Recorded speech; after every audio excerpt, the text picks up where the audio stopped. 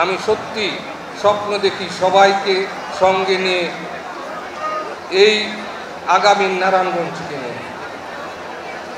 আমি নারায়ণগঞ্জের সন্তান হিসাবে এক নতুন স্বপ্ন দেখি। আপনারা জানেন বিগত দিনগুলিতে আমরা কিভাবে সন্ত্রাস চাঁদাবাজদের হাতে জিম্মি ছিলাম। আমাদের অবস্থাটা এমনই ছিল যে আমরা আমাদের কথাগুলো বলতে পারি নাই। বিভিন্নভাবে সরকারি পেটোয়া বাহিনী দিয়ে আমাদেরকে কিভাবে হামলা মামলা গুম করে আমাদেরকে কথা বলার স্বাধীনতা থেকে বিরত রেখেছিল। আজকে এই যে ছাত্র জনতার যে ত্যাগ, এই ত্যাগের মাধ্যমে আমরা একটা নতুন বাংলাদেশ দেখার স্বপ্ন দেখেছি।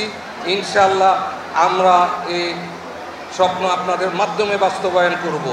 এখানে অনেক বড় বড় সমস্যা আছে যেটা নিয়ে আমরা সবাই মিলে কাজ করতে চাই। নারায়ণগঞ্জ বন্দরে কোনো ভালো হাসপাতাল নাই। আমরা সেতুর অনেক সমস্যা। এখনও স্বাধীনতার 54 বৎসর পার হয়ে ধনী একটা জেলা। এই জেলাতে এখনও নৌকা দিয়ে বেশিরভাগ মানুষের যাতায়াত করতে হয়। আমাদের একটা ইচ্ছা, আমরা সবাইকে নিয়ে এই কাজগুলি আমরা করব। শহরে আমাদের যানজট আছে, ট্রাফিক আছে, মাদক সমস্যা আছে, কিশোর গ্যাং নামে যেই ছেলেপিলেগুলিকে নিয়ে ব্যবহার করা হচ্ছে রাজনৈতিকভাবে, আমরা সেগুলি নিয়ে কাজ করতে চাই। যদি আপনাদের সবার ব্রেকফাস্ট, টিফিন কিংবা স্ন্যাক টাইমে মজাদার আয়োজন মানে অল টাইম ব্রেড সহযোগিতা থাকে, ইনশাআল্লাহ আমরা কাজ করব। সেটা হতে হলে জনপ্রতিনিধি হতে হবে, বিষয়টা এরকম না। জনপ্রতিনিধি হয়েও করা যায়, জনপ্রতিনিধি না হয়েও করা যায়।